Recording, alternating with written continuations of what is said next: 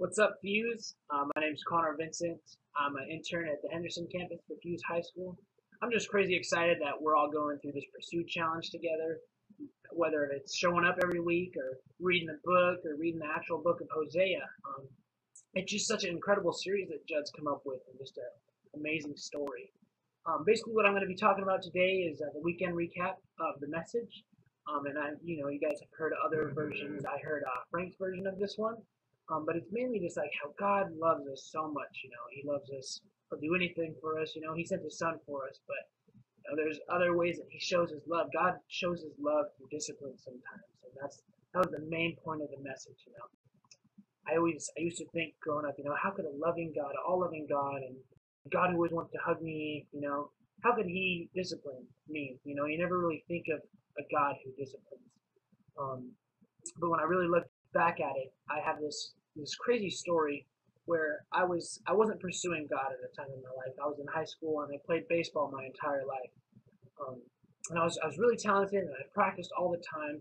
But I put that number one in my life rather than God. And God was slowly showing me, hey, this isn't number one. It's got to be me. I love you so much. I got to discipline you. You're my son. And what He did is, over time, I always had that thought in my head. But I was in a baseball game and I dove and my shoulder tore, my throwing arm, and I was like, this is it. My shoulder's done. I can't throw anymore. I can't play baseball anymore. I mean, I could get surgery, but most people who get surgery don't really recover. But what really scared me is I was like, man, like this is God showing me that I need to work in ministry because I was told by mentors, I was told that I should be working in ministry, and it's just really crazy because God took away my favorite sport, my passion, because He was showing me that He loved me so much that I needed to be doing something else with my life. And that could be something in your life. When you look at the story of Hosea and Gomer, Gomer, the thing that she always did, and she ran away from God. She ran away from her husband, and she'd sleep with other men because she was a prostitute. Hosea, he bought her back, and he brought her home, and he's like, hey, for the next 3 weeks, you can't sleep with any men, not even me, no one else, okay? And she did, and it's just crazy how He like disciplined her, and we never really view God as disciplining His kids. And so she couldn't do this for 3 weeks. And for me, it's I played baseball for 12 years. I put my whole life into this sport, but I didn't put my whole life into God.